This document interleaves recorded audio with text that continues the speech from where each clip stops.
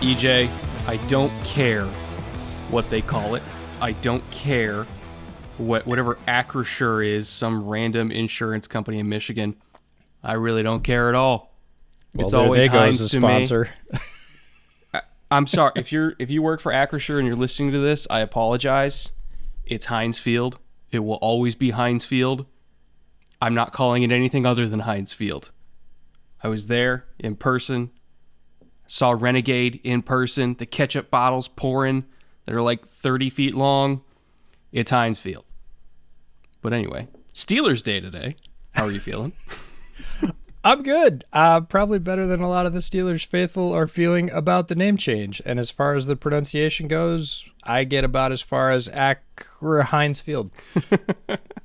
So now I'm excited to talk about the team. I'm kind of bummed that they're probably going to take the ketchup bottles down, but no, we'll talk about the on-field product, not the around-field product. I hope Urinating Tree buys one of them and like puts it behind his house or something.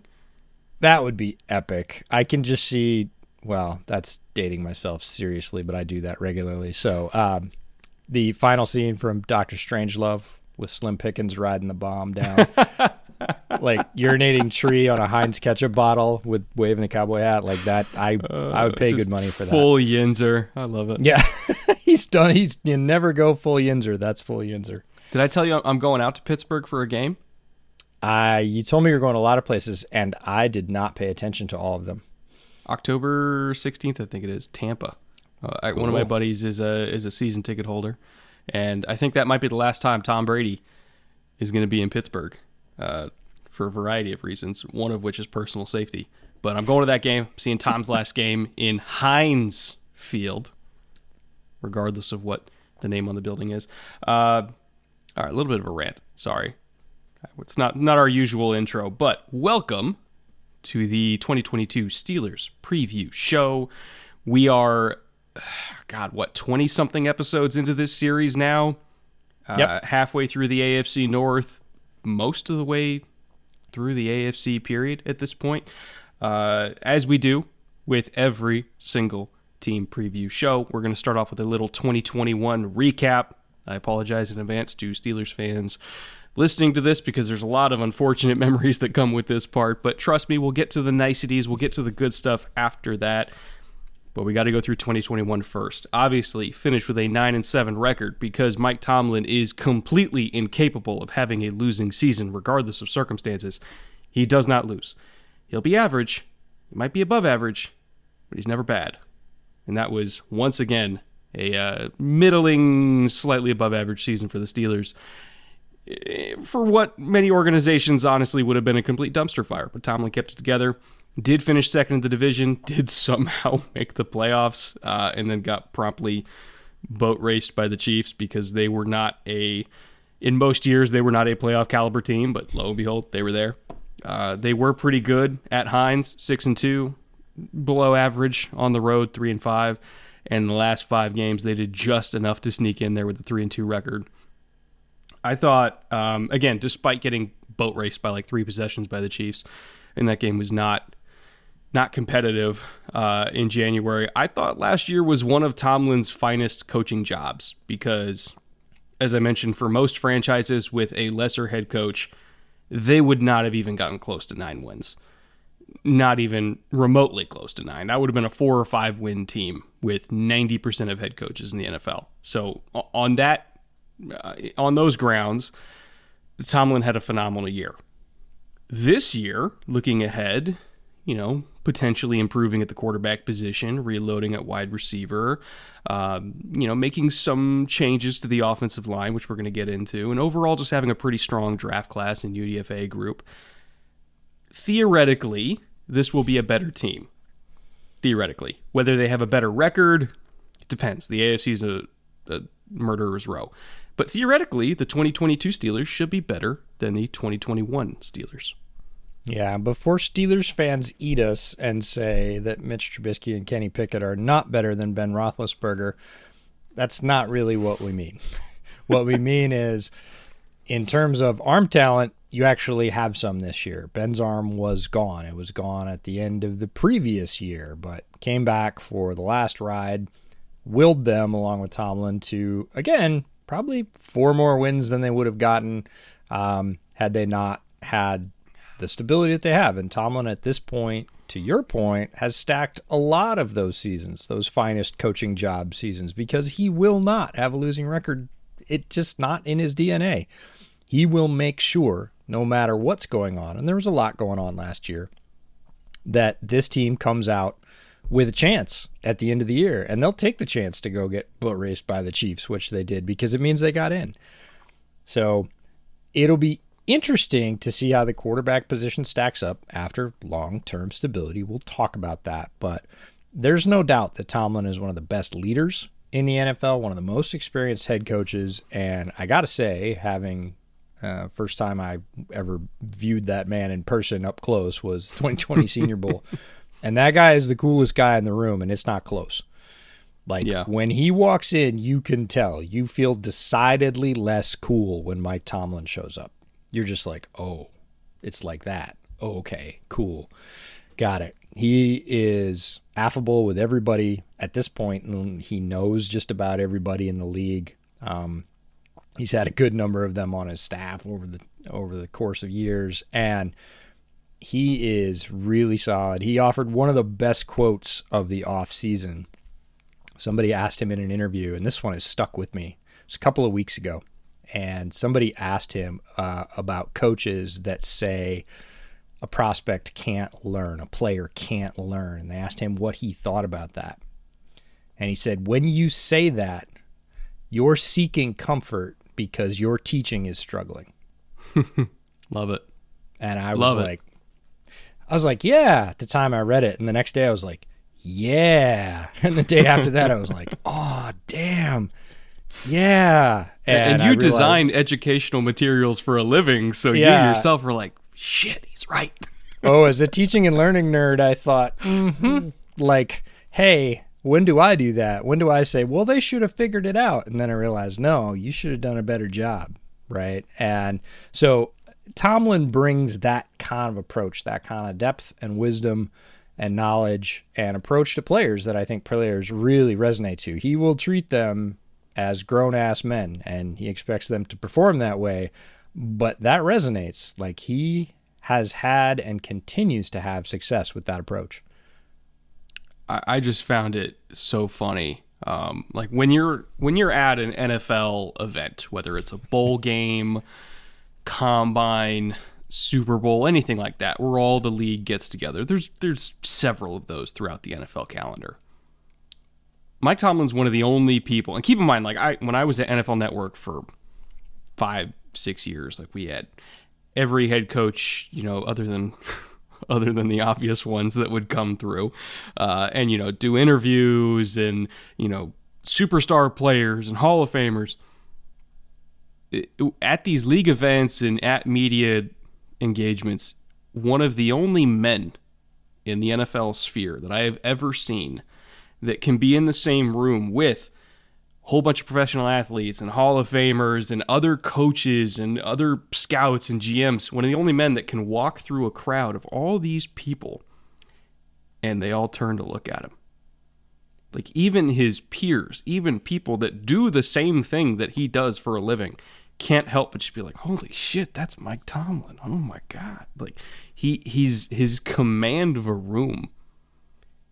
It's so easy now to see, like, why he was able to make Ben and Brown and Bell and all these guys work in the same locker room, because he's just that dude, man. He's that dude. He's never going to be, as you mentioned, he's never not going to be the coolest guy in the room. He's going to be the most respected guy in the room.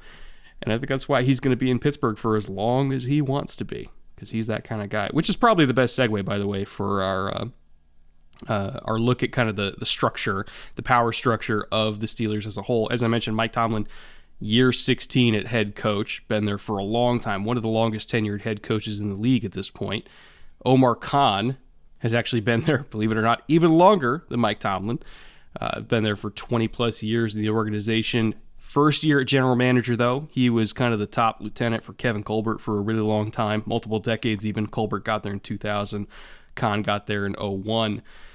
And Colbert just retired this past offseason, and after oddly long search period where everybody kind of knew it was going to be Omar Khan anyway, they finally announced that, yeah, he was going to be the successor. So he took over where Kevin Colbert left off. And considering that Khan had a hand in helping Colbert to build this roster in the first place, that was probably the best possible decision they could have made. 100%. And they, didn't have to look farther than their own division for this model, right? This was Ozzie moving on and Eric DaCosta. They did the same thing. Colbert, long and distinguished service with building the Steelers roster, has kept this team competitive along with Mike Tomlin, sort of the two of them in lockstep, making sure that the Steelers way or the Steelers model was continued. Omar Khan, like you said, has been there, in those same rooms for a couple of decades, waiting for his chance. He's been a hot name for 3 or 4 years. Every time a GM opening comes up, he's been on the potential list, whether or not he actually interviewed. And Steelers, smart to keep him. They've had success with that model. Nobody understands that model better than him at this point. And they make it official after, a weird period of indecision there, it looked like from the outside, but kind of, the fated decision. Sure enough, Omar Khan's going to carry forward the legacy that he started with Kevin Colbert. Looking at their coordinators under Tomlin, assistant head coach John Mitchell, I thought that Tomlin was there for a long time, and I thought Khan was there for a long time. John Mitchell has been there longer than any of them. 28th year with the franchise, the longest tenured member of the staff by far, obviously. Matt Canada going into year 2 at offensive coordinator. Curious to see how things change with a new quarterback, because Ben likes what Ben likes, and they weren't really doing what Canada was known for with a lot of like the motions and stuff. Ben really prefers things to be more static, so they didn't really lean into a lot of what Canada has preferred to do in the past with like 2 and 3 motions pre-snap, just to give a quarterback the best possible picture. So I'd be very curious to see if he leans more into his quote-unquote roots with that motion now that it's Mitch and Pickett there at quarterback. Terrell Austin, year 4 with the organization, first as defensive coordinator. You also remember him as the Bengals defensive coordinator about 5 years ago or so, back in 2018. And then Danny Smith, 10 years with the organization as special teams coordinator. And this was a note that I don't even know where you found this. In terms of his Pittsburgh roots, when he coached high school in the Pittsburgh area, he actually tutored none other than Dan Marino at Central Catholic in the late 70s. Yeah, 77, 78, he was an assistant coach with Central Catholic, which is a legendary high school, Central Pennsylvania, Pittsburgh area. He ends up coaching Dan Marino before he goes to Pitt, before he goes on to the Dolphins. It's one of those sort of as the world turns NFL coaching notes that you're like, we've been saying it all year. Special teams coordinator, long tenured, you keep them if you got them. They're good ones. And then you're like, and Danny Smith has gone other places too. He's not always been with the Steelers, but yeah, way back when he started as a very young coach, ends up tutoring, probably 17, 18-year-old Dan Marino. Unreal. Pittsburgh high school football, by the way, does not get the credit it deserves for the kind of talent that it puts out there. When you look at like Darrelle Revis, Aaron Donald was a local Pittsburgh kid. Obviously, Dan Marino. I would say Hall of Famers per capita in Pittsburgh, I would put up against anywhere in Florida, Texas, or California. There's just something in the water out there where, even though, relatively speaking to like the major metropolitan areas in the country, there's not as many people, but damn, do they make good football players out there. Pennsylvania high school football in general doesn't typically get the credit it deserves, with that pipeline from not only Pittsburgh, but even north central Pennsylvania, which is really close to where I grew up, produces a really tough brand of football players. And a lot of those guys go to Pitt, go to Penn State. When I was growing up, a lot of those guys were getting recruited to go out of state. It is a serious high school football state. Is it Texas high school football? No. Is it Southern California high school football? No. But is it right there with, people talk about Ohio as a sort of cradle of high school football? Like, it's right there. It's literally just across the border, and it washes over. There is a lot of talent in that state. Now, assistant coaching wise, again, the kind of running theme with this organization is that everybody has been there forever. And this has got to be one of the most rock solid staffs in the entire league in terms of just total experience. It's a really fun mix and some fun names to pull out of the past. One of my favorite parts of doing this segment is like, oh, really? That's where he ended up? And there's a couple of those here. On offense, Frisman Jackson, wide receiver, 14 years of coaching experience. That makes me feel really old. But he is a former NFL wide receiver for the Browns. Pat Meyer, their offensive line coach. Steelers have a very strong offensive line tradition. 20 years of coaching experience, 9 in the NFL, one of the best in the business. Played in the NFL himself for the Cardinals and the Arena Football League, so another coach that has experience in multiple leagues. Alfredo Roberts, the tight end coach, 23 years of coaching experience. You're noticing the theme. 16 in the NFL. He's a former NFL tight end himself. Chiefs and Cowboys, played in 2 Super Bowls with the Cowboys. Long-tenured and experienced coach. And Mike Sullivan, the QB coach, is one of the more interesting guys on the staff. Graduated from and coached at Army. He is also a graduate himself of the U.S. Army Airborne, Ranger, and Air Assault schools. So I don't think any of the players are going to be messing with Mike Sullivan anytime soon, but he fits right in with that sort of hardcore Pittsburgh Steelers vibe. On defense and special teams, Brian Flores, the senior defensive assistant and linebackers coach, recently the former head coach of the Dolphins. He's going to do wonders with their linebacking core because that's the branch of the tree he came from before he got into head coaching. And Carl Dunbar, I want to talk about Carl Dunbar because he has worked with everybody. He's their defensive line coach, and everywhere he goes, Pro Bowls follow. So the following names are guys that Carl Dunbar has coached to good seasons.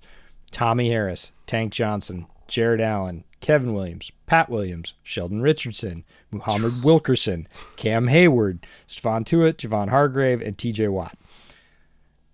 That's a whole lot of Pro Bowls, a whole lot of All Pros. He also, when he took a break from the NFL, he coached at LSU and Alabama. So those players benefited from his tutelage there. He is a heavily experienced coach at both the college and pro level, and the guys on his lines perform at the top end of the NFL spectrum. So had to mention Carl Dunbar. When you look at a lot of the defensive linemen that have come out of LSU between, pretty much the entire decade of the 80s. He was there again in the early 2000s. He was there again in the late 20-teens. He is an LSU legend, but he's also an NFL legend in the sense that the assistant D-line coaches that have learned under him, Carl Dunbar being one of them, learning under Pete Jenkins when they were both at LSU. Dunbar is one of the best disciples of Pete Jenkins, who's like the Dante Scarnecchia of offensive line coaches. And so for Steelers fans listening to this, if you really want to know what Carl Dunbar teaches in his defensive line techniques and why so many of Dunbar's pupils have been Pro Bowlers and what Dunbar learned from Pete Jenkins, I want you to go on YouTube and you type in Pete Jenkins Clinic. There's a whole bunch of them on YouTube. I'm telling you right now, at 80 years old, he is the godfather of defensive line coaching, and Dunbar has carried on his teachings for years and years and years at all of his stops. But again, looking at when Dunbar was under him at LSU and everything that he took from there and then went off to the NFL and did his thing, like if you watch Pete Jenkins teach the game and teach techniques and teach how to read blocks and how to react, they literally call it attack-react technique. Watch him teach, and then watch the Steelers' defensive line every Sunday, and you can see exactly what Pete Jenkins is talking about. And it's remarkable how well Dunbar is also a great teacher and communicator of Jenkins' teachings. He's part of the line of the best defensive, or some of the best defensive coaches in the history of the game, and the Steelers are very, very lucky to have him. Totally agree, and it's why somebody like Mike Tomlin you talked about that is well respected and could probably pull just about anybody he wanted to be on his staff. That's a two-way street. He can look at Carl Dunbar and say, "Hey, you, like I respect what you do," and Carl Dunbar can look at him and go, "Hey, coach, I respect what you do too. You want to come work for me?" Yeah, I think that'd be a really good fit. I make a bunch of killers for you in your front seven. Like, all right, come on board, let's do it. Looking at the free agency situation now for the Steelers, kind of getting into what Omar Khan did in his first weeks and months, kind of working into the GM spot, in how he's working on this roster. Although I actually think Colbert might have been there during free agency. I can't remember exactly when Colbert stepped down, when that transition happened. But I might have been a would little bit be of bleed over. really surprised, given those two's relationship and the fact that they were working the same office, where probably about 6 months, because this was an orderly transition. This was not a, hey, Colbert, you're done. Like, they knew that this was coming. This was, orderly succession. And I'm sure he started looking to Omar and saying, you want to do this or not? Like, do you want to be saddled with this or not? Do you want this guy or not? Like, yeah, it's my stamp and I have final, but you tell me what you want, because I don't want to do something that you really don't want. And they probably were talking about like that for years before that happened. But I have a feeling towards the tail end there, he was like, I'll start cleaning my desk out. You tell me what you really want and I'll go through and approve it. Let's just assume that as vice president of football administration, he had a hand in building the roster, regardless of when Colbert stepped down. But in terms of free agency, quote-unquote losses, this can be anything from retirements to cuts to trades, anything of that nature. Pretty much pieces from last year's team that are no longer there. Obviously, quite a large chart. They did let a whole bunch of veterans kind of walk away. Eric Ebron as a backup tight end, I guess is the best way to describe him. Freiermuth took that job pretty damn quick. Ebron is gone. Hayden is gone. Joe Schobert is gone. Roethlisberger is obviously gone. He's retired. Ray McLeod, who many Steelers fans are not super fond of. He did play a significant number of snaps as a slot receiver, but his main value, if I would put it that way, was as their leading punt and kick returner. I think they decided to inject some new blood into the roster for this coming year for that role. Juju Smith-Schuster is also gone. He's now in Kansas City. James Washington is now in Dallas. So they really gutted the receiving core outside of a couple of their younger names they really like in order to bring in even more guys to round out that core. And then Trey Turner, which was the interesting one for me, he's in Washington. Before we talk about Ray and the rest of the receivers, I do want to talk a little bit about Trey Turner. There were a lot of Steelers fans that were somewhat upset about that because they're looking at pressures allowed, and he only allowed like 21 pressures last year, only cost $3 million, signed for $3 million with the Commanders, and then they spent almost $9 million on James Daniels, who, if we're just going off stats, allowed literally twice as many pressures. I want to reassure people that pressures allowed in last year's Steelers offensive line statistics, if you can even call them that, the opposite of inflation is deflation. They were very deflated because Ben Roethlisberger, I'm not even kidding, had the quickest release in the entire league. It was get the ball, get it out, get the ball, get it out. It was not even close. Like, he was the quickest time to throw at like 2.2 seconds on average. I have it right here. It was like 2.2 seconds, and he was well ahead of Tom Brady, who was second on the list. And so there weren't a whole lot of opportunities for pressures to develop against the Steelers' offensive line. So even though their quote-unquote pass blocking efficiency was high, it was also because the ball was always out so quick that people didn't really have a chance to rush. When you actually watch the tape, I would say that James Daniels actually was a better pass blocker than Trey Turner was last year, because even though Daniels gave up 40 pressures, on the contrary, Justin Fields held the ball longer than virtually anybody else in the league at well over 3 seconds. So I think there's a lot of context that goes into offensive line statistics, again, if we can even call it that. And I would encourage people to watch them play, because there is a reason why Daniels is getting almost $9 million a year and why Turner was allowed to walk away for almost $3 million a year. There is a significant difference here, and I do think the Steelers upgraded. It's a terrific point, and I would say that the complete opposite was the case in Chicago as a Bears fan. The scheme, the play of a particular quarterback, but really scheme and offensive line inconsistency in terms of rotating players through, not having enough players, having to take players off the street to fill out the starting roster, not the backups, all contributed to the fact that James Daniels had to try and do a job and a half, sometimes two jobs. And whenever the offensive line is like that, it's only as good as its weakest link. And there were many weak links last year. So on pure statistics, not great. On play, James Daniels is he's not even promising. He is a very solid young guard, ton of power, who I think is going to look better in Pittsburgh. I was sorry to see him go because he was drafted by the Bears. He had done his job despite a lot of changes and bad decisions that are the Bears offense. I think the stability that we talked about, the sort of unanimity of the way that the Steelers offensive line is taught and coached to work together is going to work really well for James Daniels. And he's going to bring a lot of strength to that unit. The $10 million may look on the surface like, whoa, the guy we really liked was getting a third of that. It's true, but the guy you really liked is not that level of player in terms of his physical ability. He may be more experienced, certainly, in what you do. Once James Daniels meshes with that system, he's going to be really effective in Pittsburgh. I think Steelers fans are going to love him. Plus, as far as guard contracts go, he's not even close to Brandon Scherf. No. So I'd say you're doing okay there. But we'll get to him in a second.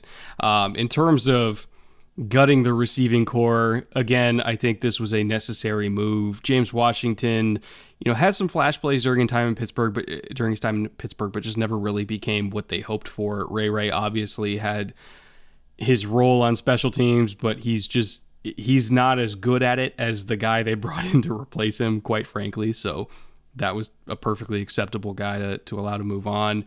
And Juju, really after that 1 year where he was the big slot, but he had a true number one that he could kind of work off of when AB was at his height, he really does need that. He really does need to be a number two on the inside with a quarterback that emphasizes the slot receiver like Ben did at that point. That's really where he's going to be successful. He was never going to be a number one. And I think going to Kansas City, I'd be very curious to see how they use him. If they use him as a big slot, while Travis is that, number one that he works off of, because obviously Tyreek is gone now. Maybe Sky Moore is the number one that he works off of. But either way, as long as Kansas City is just using him purely as like a big slot, I think he'll have more success there than he did in Pittsburgh. Now, in terms of retentions, obviously they spent a pretty big chunk of change here as well. Minkah Fitzpatrick is the big one at over $18 million a year. One of the best, not just young safeties, but one of the best safeties, period, in the entire league. Especially after they spent a first-round pick to get him, and then he immediately became an impact player for them. There was no way he was ever going to leave Pittsburgh. It was just going to be a question of how much was it going to cost. And I think $18 million for somebody of his caliber who can play free safety really well. You can put him at star. He blitzes well. He tackles well in space. He's a true do-it-all safety. $18 million a year, for me, for the value that he brings to them, is appropriate. In addition to that, though, the reason why he's so important to them is because they don't have any corners making more than $4 million a year. It might be the thinnest cornerback room in the entire league. So you better have an elite free safety that can cover these guys' asses, because if Ahkello Witherspoon goes down, who they just signed back for $4 million, he played extremely well in the back half of the year when he was finally healthy. But again, we're talking about a guy who was only able to play 31% of the snaps last year. So if he goes down and you're down from your number one corner, like all of a sudden you're starting some UDFA from 2 years ago as a starting corner, and you better hope that Minka can pick up the rest of the slack. That's why he's getting $18 million a year, is because he's probably one of the few safeties who can. But right now we're looking at a starting secondary of Minka. They just resigned Terrell Edmonds as well, Akello, and then Levi Wallace. The safeties are really the ones pulling the weight there. The Steelers made their choices, not only in the secondary. We'll talk about where they spent their money on the offensive line, too. Again, we talked about Trey Turner. Moving on, they did spend some money to retain an offensive lineman, but this was the key. This is the sort of Steelers build up the middle, right? And even when we get into the free agents they signed from other teams, they went out and bought a linebacker, right? They're building up the middle. They love their defensive tackles. They love their interior linebackers. They love their edges as well. They have the best one in the league there, but they're paying up the middle. And Minka was, your point, never going to leave because he was good in Miami. He was great as soon as he got to Pittsburgh, and he did everything for them at a very high level. He was a great fit in their defense. He was a great fit in their locker room. It was all going to be a question of how much and when. 18 doesn't feel excessive to me. 20, 21, 22, that would have felt like, okay, he better continue to be that kind of excellent for the next 3 to 4 years. And he might. He's not, old enough that he's going to age out of that contract. 18 feels like a reasonable handshake where he can go on and continue to be the all everything in the back half of that defense. They'll get their money's worth, and he can move around and be effective really at all three levels because, as you said, Star, he can walk right up on the line and blitz. He's not bad at it. He's not Jamal Adams, but in the back half, he's much better than Jamal Adams. So yeah. It's a great match, and I love it that the Steelers found Minka and Minka found the Steelers, right? Because that is just the right place for him to be displaying all of his football skills at an incredibly high level. I also want to mention Okorafor, their right tackle, who played almost all the snaps for them last year. A 25-year-old right tackle who is at least average to above average. Again, he has the same kind of deflated pressures, smoke and mirrors type thing. He allowed like 23 pressures last year, which is great. But again, for playing in front of a quarterback who gets the ball out before most edge rushers can even get, around the corner, I would say that's more of a normal expectation than like a, oh my God, Mitch Schwartz when Pat would hold the ball forever and still kind of allowed that same number of pressures. That's why he's only making 9-7, while Orlando Brown is trying to reset the tackle market at the very top of the tackle market at like 24. Okorafor is an average right tackle, but theoretically speaking, this is slightly below average money, so I would still say it's a value. It's not an overpay. It's not even really an underpay. It's an acceptable pay, which, how often do you see quality tackles get acceptable money now instead of just outright crazy money? Again, Orlando Brown, who allowed so many more pressures than even is reasonably expected from a left tackle, is trying to reset the market right now. So comparing these two likely deals, I would say the Steelers got the better one with Okorafor. And Okorafor is where they wanted to spend their money. Again, they said, we want the tackle, right? With that player, with those two players, Turner and Okorafor, we want the tackle. We'll do something else at guard. Turns out they opened up their checkbook and even spent a little bit more to get a guard there, but still much less than a top guard, like Scherf is making in terms of, when I talk about top guard, I'm talking about top contract guards, right? He's making like $16 million a year. So Daniels at 10 seems like a reasonable pay for an ascending young player. And I think the way you characterize the Okorafor contract is he is a good, solid player in the system, and that is a good, solid contract for right tackle. So you're able to establish, a side of your line for about $20 million for two players who are going to play at a good level and well within your system. In terms of third-party additions, as I mentioned, Levi Wallace was the other corner that they brought in for $4 million. Akello was a retention for $4 million. Levi was a poach from the Bills for $4 million. At this point in his career, solid number two. I do not ever expect him to be like a 1A, 1B situation with Akello. Like, he is a number 2. If they're going to be moving guys around and traveling, Akello is going to be the one that's traveling. Or if they want to go with the old, Revis, where Akello takes the number 2 and then Levi gets the double with Minka, maybe that's how they'll do it. But, Levi's never going to be somebody I'm comfortable with leaving on an island with the number 1, but he's only making $4 million. So at the same time, it's still a decent deal for what you're getting, which is a quality, but not amazing starting corner. They just wanted to allocate their money, as you mentioned, up the middle. Safeties, linebackers, defensive line. Mitchell Trubisky was originally brought in to, I don't even want to say be the starter, compete for the starting role.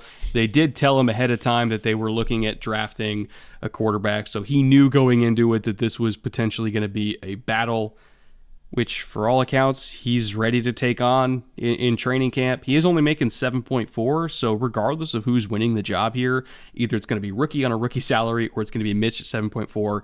Either way, the Steelers are going to be paying well below market rate for a starting quarterback, which if they're even average, is great for them.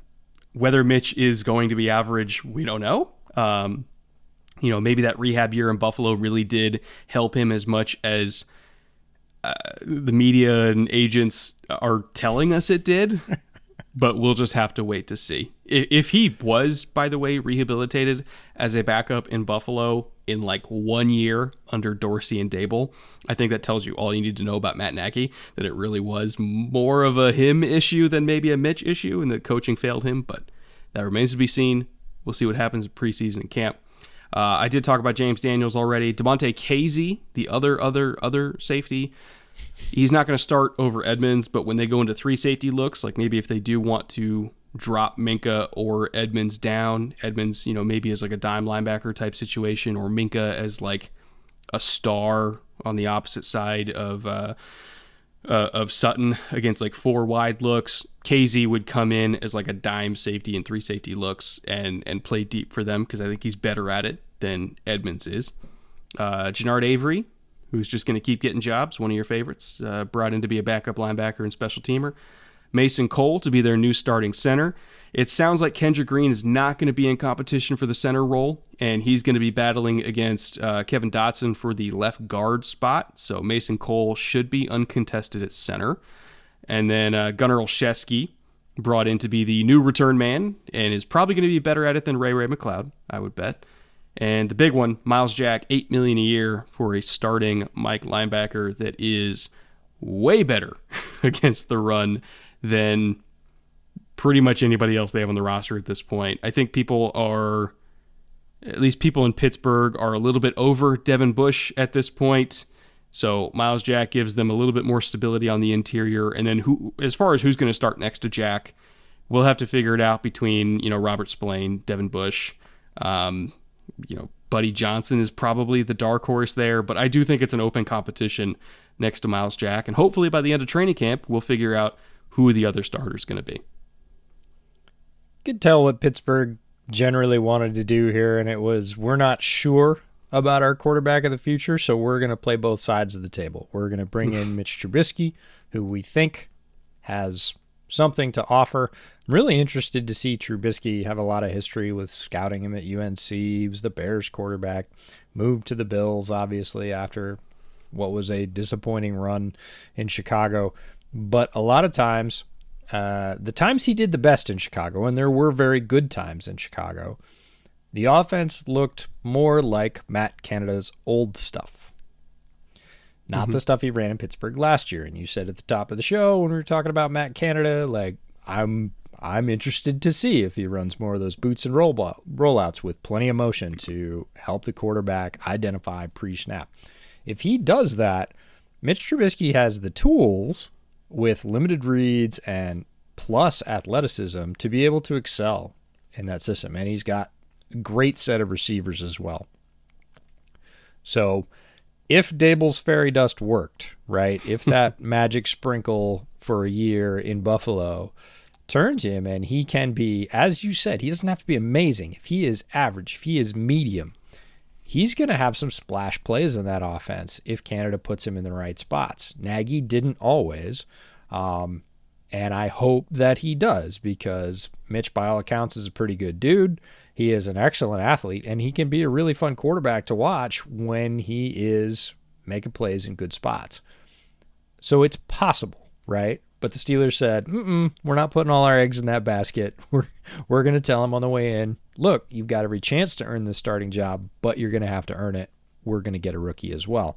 So I think it's fair in that way, but I'm really interested to see that synergy between Canada and Trubisky and the receiving core, because that's new for him as well, and how that works and how quickly that works and how quickly they figure out if it is Mitch that takes the starting reps at the beginning of the season, what it is he likes to do and what it is he's really good at, and conversely limit the number of times they put him in looks where he gets overwhelmed.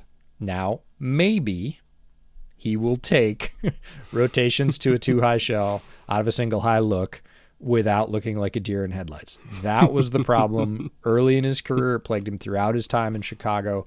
That, again, if he wasn't given as many clues as possible, and sometimes even when he got that shift, and it does throw a lot of young quarterbacks, but he never got over it. And it's kind of, it reminded me of a hitter going up to the major leagues who just can't hit the curve, right? And that takes a lot of guys out of baseball. They're a great fastball hitter. They can sit on a change all they want to, but man, you get a real curveball and that's it. They got nothing. They just buckle. And those guys spend a lot of time in AAA. And I thought, if Mitch can't figure out defensive rotations post-snap more quickly and more accurately than he does, he's going to be a clipboard holder. Like, he's got to figure that out. And we had a lot of conversations that he might be one of those late career guys. He might be one of those guys that the light comes on after 5 or 6 years, and he has a great run after being a backup for a bit, which he was only a backup for a year, but comes back into the league as a more mature starter. He's sat with some coaches and some other quarterbacks that have said, hey, this is your key for that rotation. Here's how you unlock that situation. If that happens, he's got every tool. He's a really good runner. He's fast. He's got a live arm. He could be a lot of fun this year, but so much about how Pittsburgh does this year is riding on whether or not that year with Dable was real or smoke and mirrors. Because Brandon Beane will tell you he's amazing, and he'd let Mitch marry his daughter, which is what he said to pump up his value for trade. I don't think that's the most reliable source necessarily because of the vested interest, but it'll be fascinating to see how that all plays out in Pittsburgh. I whenever I become a billionaire, which of course is going to happen, EJ. It better happen quick. I really want to fund a study because everybody's trying to find, okay, what's the secret sauce for finding out if a quarterback can read coverages, especially post-snap. It's like a lot of the times it's like either you can do it or you don't. We don't find out until you get to the league. And there's guys that come from all different backgrounds, all different programs, all different levels of football that have success just feeling it. Feeling it. Like Drew Brees couldn't see over the line, but he felt coverage. And I've always had a theory that it's kind of like a left brain, right brain thing. How, like, for me personally, like, I was really good at geometry. Yes. Fucking terrible at algebra. Couldn't do trig to save my life. Yep. But the only math class I ever got an A in, ever, was geometry. I didn't even study for the final, and I aced it. Because geometry it was shapes and patterns, and it was space. It was space. You're just looking, and it was more visual to me. And I kind of wonder if there's like a left brain, right brain distinction with some quarterbacks where they're not even reading a coverage and going through rules in their head of like, oh, well, this guy's dropping down, so it's obviously fucking flipping through a playbook in their head. Oh, it's this coverage. They're reading space. They're reading timing. It's all about spatial awareness, which I think is a left brain versus right brain thing. And some guys can read space naturally, and some guys can't. And it really does become more about studying and looking at things pre-snap and kind of doing an equation in your head like algebra of like, well, this is what I'm seeing with motion pre-snap, so it must be this. I really do think it comes down to that. It comes down to if you're a left brain or right brain type person, because let's be honest, this shit's happening at 1,000,000 miles an hour. You don't see everything. You don't have time to process everything. You feel it. And there's been multiple. I literally had a conversation with Kurt Warner, not to fucking name drop this, but I want to give some credibility to it. Not to name drop it, but Kurt Warner told me years ago. I had a conversation with him, and we were talking about that throw to Ricky Prohl that he threw. That throw.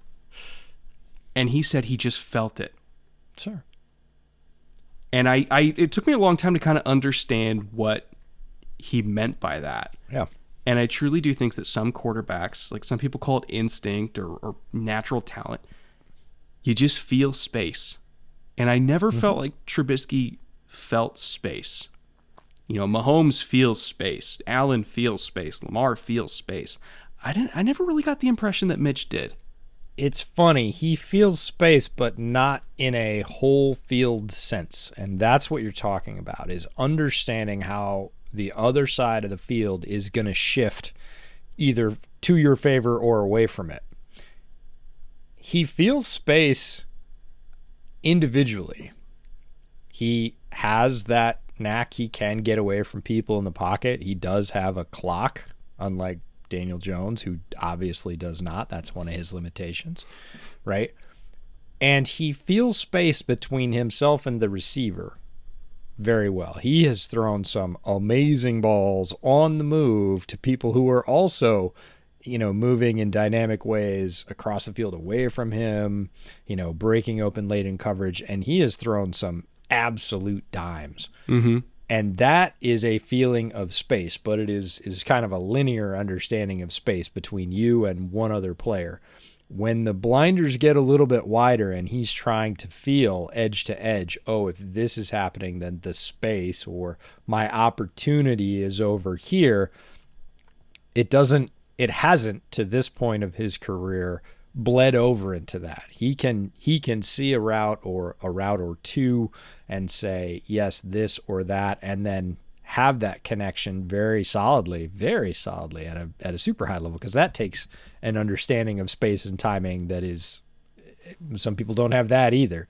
And he has that one, but he doesn't have the wide focus one. It's almost like fine focus and wide focus. Wide focus has not been his strength. So I, like you, will be fascinated to how that works. And if I was a billionaire, which isn't going to happen anytime soon, hate to break it to you, I would build VR to test quarterbacks on this. Oh, yeah, for sure. They came to my facility. I know for a fact some teams already do, but I don't know if they're allowed to say. This is the one thing. Yes, they do. Somebody asked me, because I said something about this in terms of Sam Howell in this year's draft class. I said, if Sam Howell if he was one of my visits, my pre-draft visits, I would dump him in a VR simulator and I would have him work specifically on this issue, which is funny because he's Trubisky's successor at UNC, right? So, quarterbacks coming out of a similar system with similar concerns. And I would say, because I think if Sam Howell has high-level recognition of this, he can be a starter a lot quicker than a lot of people think. If you look back at 2020, I would love to have, 20 scripted plays and put them all in the same 20 scripted plays in VR and have exotic rotations in there, not just single high to two high. That's almost vanilla these days.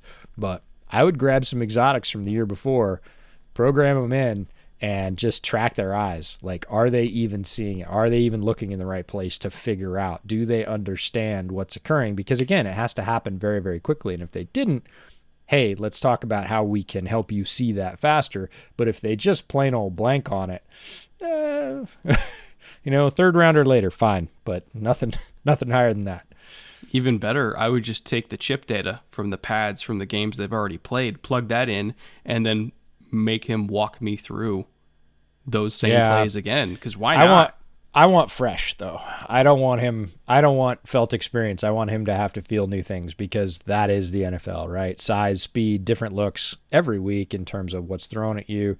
A lot of things you didn't see in college, or things you saw in college but once, and now you're going to see it 10 times a week. Or you take Sam Howell and then you plug him in against Georgia and say, okay, go deal with this. right? Tell me what you got here. Yeah, that would be fascinating. And you could do all that stuff with that technology. So it would be really, really fun. But it is a key skill for quarterbacks, that wide focus ability to understand what's happening. When people say the game slows down, it's that understanding happening very, very quickly with, like you said, not thinking it, but just feeling it. Well, on that note, since we are now completely off topic, Man. let's get to the Steelers draft class and talk about two of these quarterbacks they brought in, and then two of these wide receivers that they also brought in, who you and I are both extremely high on. Top to bottom, I was very, very, very happy with the Steelers draft class. They weren't the thinnest roster ever, but they were in a position, in my opinion, where they kind of had to nail this one, and I think they did. They needed help from one of the largest draft classes in recent history, and they got it. And started right off, obviously, first-round pick, 20th overall. They take Kenny Pickett, the hometown guy, played at Pittsburgh, very experienced, the most experienced quarterback in this draft in terms of number of snaps. They know him very well. They share a practice performance facility with the University of Pittsburgh, so they've seen plenty of Kenny Pickett. And love him or hate him, I know a lot of folks in Pittsburgh loved it for the hometown connection. A lot of folks that are Pittsburgh fans that maybe aren't from Pittsburgh are worried about limitations and what Pickett can't do. He does have really good mobility, better than average. One of the things that surprised me on his film when I went back was, man, he can really move, especially getting outside the pocket. And I think a lot of people think he can't. He's a lot like Mitch that way. So Matt Canada's not going to have to take whole sections of the playbook out when one or the other of these guys come in terms of mobility. Now, arm strength is pretty good. Accuracy, not as good. I'm not worried about the hand size. There's been a million jokes about Kenny Pickett's hand size. But he did hang his receivers out a lot at Pittsburgh. His receivers took a beating, and that's not going to fly in the NFL. The windows are smaller, and the guys coming to hit your receivers are bigger. He's going to have to tighten that up. We'll see how he fares in that battle. Round 2, pick 52. One of my favorite receivers in this draft, George Pickens, the wide receiver from Georgia, had an injury, came back, didn't quite look like himself, but was still, in my mind, healing. If he's at full strength, he is in contention, without a doubt, in my mind, as top receiver in this class, and there were some very good ones. If he comes back at full strength, Pittsburgh's not going to skip a beat. They always have a very strong receiving core. They sort of chipped away at the bottom half, like you said, kept the top half, still got Deontay and Chase Claypool. Like, you add George Pickens and a guy we're going to talk about in just a second to that wide receiver room, and you've got you're not missing a beat. You're just reloading, not rebuilding. Round 3, pick 84, DeMarvin Leal, the defensive end out of Texas A&M. I really think when he got picked to go to Pittsburgh, you and I were both like, oh, yeah, they're going to play him. They're going to play him at DN. They're going to play him at 4 or 5, which is where we both think he needs to be.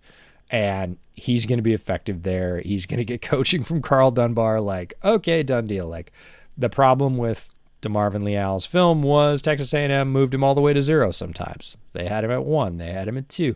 And every time you moved him farther in, he got less effective. And every time you moved him farther out, he got more effective. And it seemed really basic on film as a sum total of play him, no farther in than straight 4, and you're going to get more out of him. And I think that's where he's going to play in Pittsburgh. So Carl Dunbar's going to do wonders with him.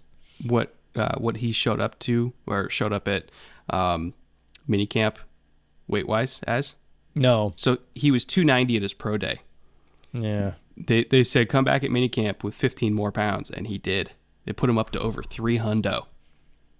Yeah. Which to me is like 5-tech all the way, 100%. Yeah, he's just going to stand there and, seal edges, and he still has – it'll be interesting to see how much quickness he retains at 305. But regardless of that, he is a very skilled player, great pick, and a terrific fit for the way the Steelers are going to use him. Round 4, pick 138. They pick up Calvin Austin III, wide receiver out of Memphis. Absolutely electric little playmaker. And I'm going to stress little because he is vertically challenged. He is not a tall guy, and I don't care at all. He is super fast. He is ridiculously quick, and he has great hands. He beat just about everybody he went up against. So if people say, oh, he's small, he's not going to beat press. Nah, go watch his film at Memphis. Also contributes a lot in the special teams game. He's going to make an impact on the special teams phase. He's going to make several highlight plays in the regular offensive phase. It's a great pick, and it rounds out the Pittsburgh wide receiver room with some of the talent that they'd lost or some of the specific qualities that they'd gotten rid of. He actually brings more of those. So super excited about that pick. Round 6, pick 208, Connor Hayward, the tight end out of Michigan State. It's a Steelers pick at tight end. He's going to be doing more blocking than he is catching.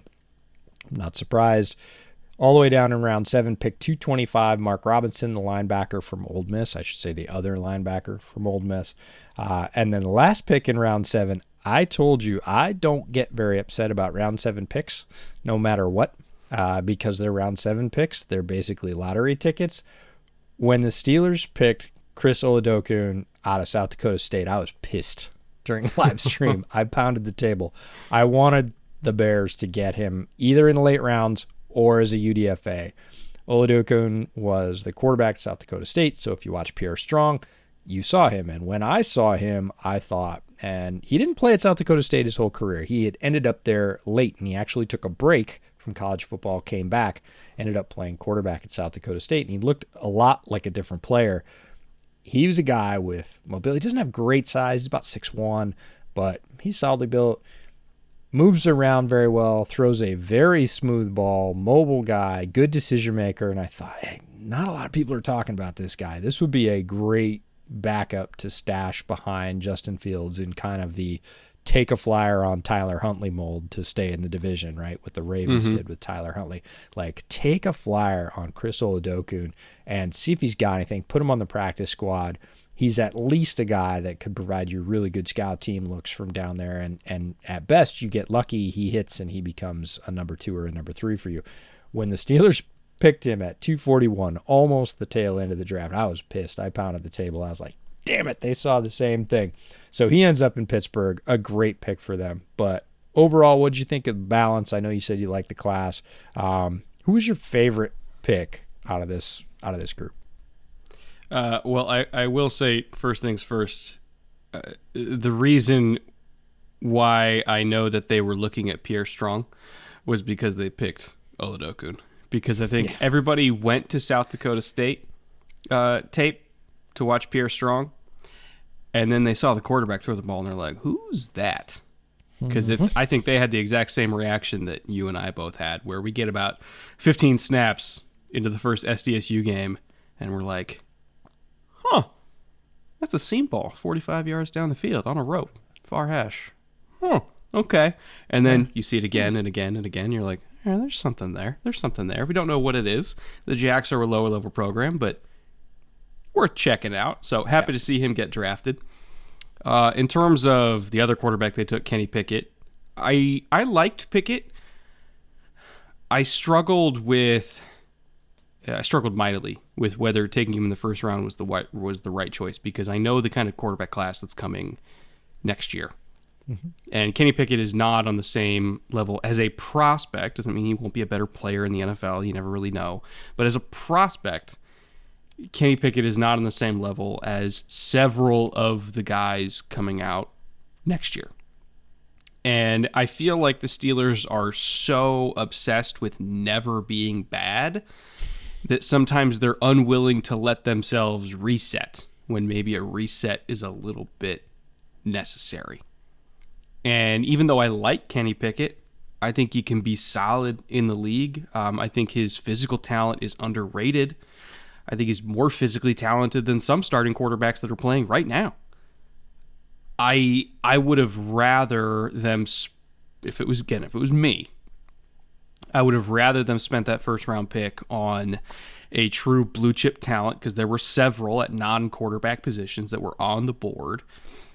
And then, maybe come back for Desmond Ridder on day 2 or Malik Willis on day 2. Things that the Falcons did and the Titans did, where they were still able to get great players early on and still got a talented young quarterback that they can develop for a little bit. I don't really think there was an appreciable difference that much of a difference between Desmond Ridder as a prospect and Kenny Pickett as a prospect. They were in roughly the same neighborhood for me. But I think the difference between a second or a third round pick on Ridder or Willis versus a first round pick on Pickett is a pretty appreciable difference. So I don't necessarily dislike the player. I don't dislike the fit, but is he going to be enough firepower to take on Burrow and Mahomes and Allen and Lamar and really anybody in the AFC West and beat them? Because the AFC is murderer's row. Is he enough to ever do that? I have less confidence in that than I would on them just taking a talented player, starting Mitch, seeing if it works out. And if it doesn't, then you're in striking range of Young or Stroud or Van Dyke or Levis or whoever you want to go after in this coming class. For me, that would have probably would have been how I went about it. But again, the Steelers are the Steelers. They never want to be bad. So they took their guy now. Different strokes for different folks. As far as the rest of the draft, the Pickens and Austin duo at wide receiver I thought was tremendous. If there was ever a way to make Pickett be really successful early on, it's probably surrounding him with like the most insane young receiving core in the league in terms of total talent. Because Deontay is awesome. Claypool has a ton of talent. Pickens was one of my favorite receivers in this whole class. He was like one of my top 4 guys in this class. Calvin Austin is exceptionally dangerous. Like, this is a receiving core that a lot of people would kill for. So I thought they're at least doing a great job of surrounding Pickett with talent and Mitch with talent so that they can at least be as successful as humanly possible. DeMarvin Leal, full disclosure, I actually wanted him more to drop weight and play kind of like a Rashawn Gary size outside linebacker, like 265, 270. They're deciding to go the other way with it and make him 305 and play like 5 tech. I think either approach can work. I just kind of saw his skill set a little bit different because I thought his first step was way better when he was standing up. And I thought he had really good hips for his size too. So I felt like converting him to a linebacker where he's standing up and can kind of use that first step from a 2-point stance and then use his hip fluidity to bend the edge. Kind of like how AJ Epinesa made that same conversion for the Bills. I kind of wanted the Steelers to do that. They're going the other way with it. I'm going to trust Carl Dunbar because he's him and I'm me. So we'll leave it there. Connor Hayward is going to be a really interesting fit as like an H-back, fullback hybrid type guy for them. Best case scenario, he turns into their Kyle Juszczyk, so we'll see how that works out. He's got really good hands and really good ball tracking ability, so I think there's something there. And then Mark Robinson, I had a special teamer, backup linebacker, break glass in case of emergency type grade on him, so I don't think he's going to play. But that being said, if there was ever a linebacker room where he might get some snaps, it's probably this one. Great class overall, and they didn't stop there. They grabbed a lot of guys that didn't get drafted as UDFAs. First one I want to talk about is Mateo Durant, running back out of Duke, somebody I looked at later in the process. It's funny because I had his name on my list really, really early. He was one of the guys that probably mid last summer I had on my list. Just didn't get to him for one reason or another. When I got there, I thought, this guy's going to somebody's camp for sure. If he doesn't get drafted, he's probably going to make their roster, whether it's practice squad or otherwise. Talented guy, can run between the tackles, has more burst than you think he might, can break some tackles. I like his ability to stick in Pittsburgh. Tyree Johnson, DeMarvin Leal's running mate at Texas A&M, the edge. When I saw, again, 2 days after the draft that he was going to Pittsburgh, I was like, oh, the rich get richer. Like, that's a great fit. He's gonna fit right in their system. He is going to be, I think, the player you were thinking they might make Leal into. He's going to be that guy outside, anywhere from a 5 to a probably 7 tech, if you want to call it that. I thought his tape had some really good flashes, and if I have confidence for him to work anywhere in the league, Steelers are one of about 5 teams where I was like, yep, no, that's great. So they get him for free as well.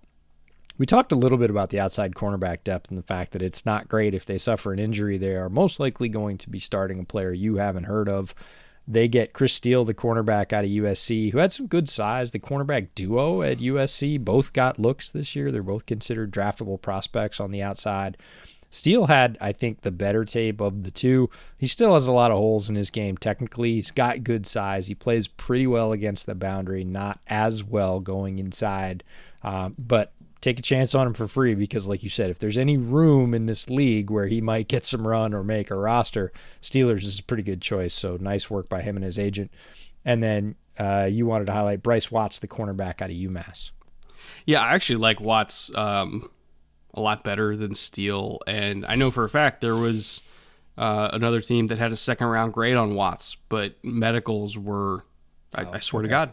I trust me, I very rarely freak out about that stuff anymore because I have learned that my eye is not calibrated the same way as a large majority of the league's eye is calibrated. So I don't doubt that stuff anymore. I just go, neat, good for you.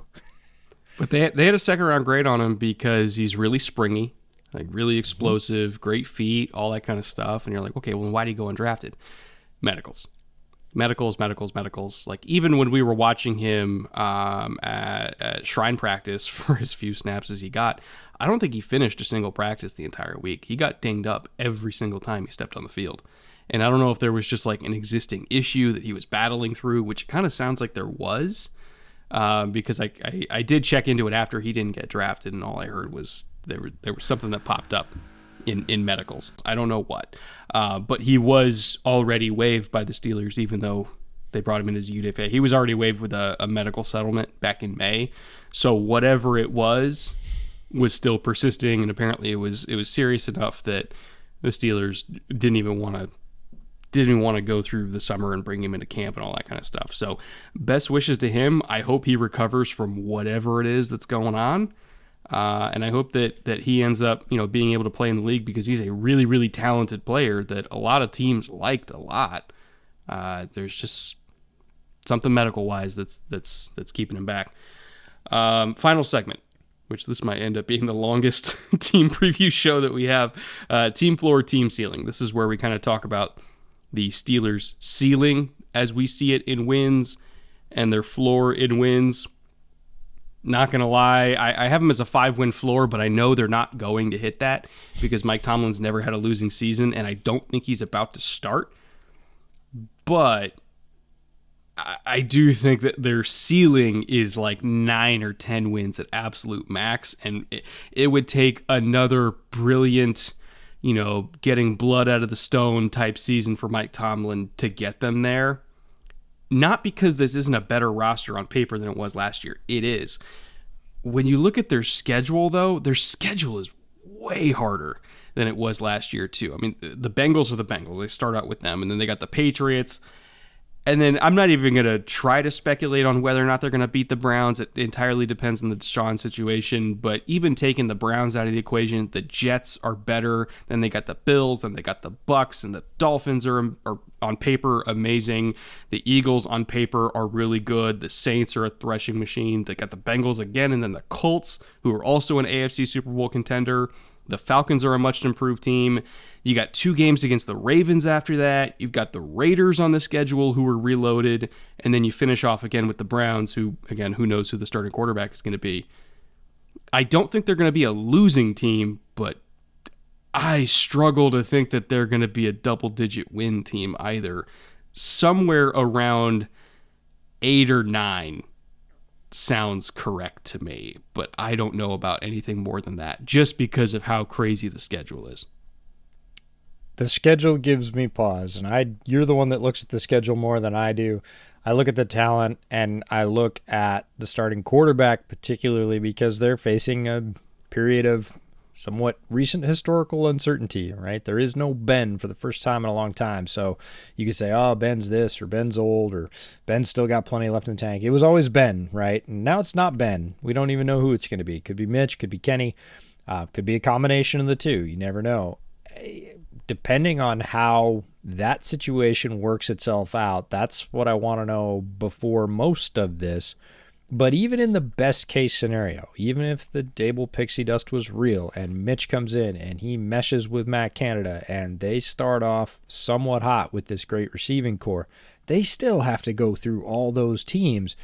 And trying to add up 10 wins on that schedule is a very rough exercise. So the weird thing about 17-game season is 8 games is a losing season. It's not a tie anymore. It's not pushing 500. Oh, yeah, you're right. It's even harder. Yeah, so they got to win 9 if he wants to keep that non-losing season streak alive, or 8 and a tie, possible with what Pittsburgh's done in the last couple of years. So I say 9 is the ceiling because a lot of things have to go right at the quarterback position. And if Kenny Pickett starts, I know everybody wants to say he's the second coming, he's a local kid, and it's all going to go well. Rookie quarterbacks don't typically win double digits in their first years. I don't care who they are. And Pickett, I would say the chances are even a little bit less. And that's not a knock on Pickett. It's a fact for rookie quarterbacks. Mitch has got to prove that he's fixed those flaws and come out hot in order to be able to do that. And it just feels like that's a lot to go right. Very talented roster. Obviously, we've sung Tomlin's praises and the staff's praises. They're not going to be bad, but I think they're going to do a very good job to get to 9 wins. I know that's not what the Pittsburgh faithful want to hear, but that's what I see looking at it preseason. My floor 5. They're not gonna sniff 5. They're gonna be 6, 7 wins for sure at the lowest. But the absolute wheels fall off scenario for me is 5. I probably should have put 6. I don't think they're going below 6 with Tomlin as the head guy. And that's the thing is, they're never going to be outright bad. We said it at the top of the show. They're never going to be outright bad. But if they're quote unquote Tomlin bad, which is 6 or 7 wins. At least that, I think, would put them in position with, somewhere in the top 10 to 12 picks. Then you can maybe look at, moving up for a quarterback or something like that. Now, you got Kenny Pickett. So if you're in that range, now you're probably looking to trade back, I would imagine. So it kind of changes. It's going to be interesting to see how it works out because it kind of changes how their future roster building is going to happen too when you and I both think that it's highly likely they'll be somewhere in the top 20 picks in a very loaded quarterback class. Again, this is nothing against Pickett. I actually liked Pickett as a prospect. I just liked a lot of the ones coming out next year more. So I think this is going to be a storyline to watch. And for all I know, I'm kind of a fucking moron. Maybe he'll end up being even better than I thought. And this whole Bryce Young, CJ Stroud, Van Dyke, Levis conversation won't even matter. We'll see. But at least as of right now, I think we're in kind of limbo, and I think a lot of Steelers fans might be a little bit uncomfortable with that. It's new territory for them, so they're going to have to get comfortable with being a little bit uncomfortable while all this gets figured out. They can take great comfort in Mike Tomlin, steering the ship and the fact that they're not going to be outright horrible. This is not going to be a 3-win team. This is not going to be a 4-win team. Never. It will never be a 3-win team. No, we didn't even consider that, right? They're going to see a competitive football team. They're going to steal a few games that they shouldn't win. They might lose a couple of close ones that maybe Ben squeezed out in the end for them, and you're all real used to that because Ben's been around a long time. There's going to be some where you're going to look down or look at your seatmate at Heinz Field and say, man, Ben would have won that game. And you'd probably be right, but this is a new era for Steelers football. And again, there's going to have to be a little bit of comfort with discomfort as you figure it all out. Well, with all that being said, tomorrow is Bengals Day. So if you're a Steelers fan, you got all the way through this and you want to listen to what you're up against in the rest of the AFC North. Obviously, we have the Ravens and Browns episodes already. We got the Bengals episode tomorrow. And then we got the AFC North kind of macro division look coming out right after that on Friday, where we look at division awards, MVP, Coach of the Year, Offensive Defensive Player of the Year, Rookie of the Year, all that kind of stuff. So at minimum, come back for that on Friday because we're going to be talking a little bit more about the Steelers. And then from there, we're moving on to the NFC North and I believe the Detroit Lions on Monday. So thank you for sticking with it. We'll see you guys back here same time tomorrow, same place. And until then, later. Take care.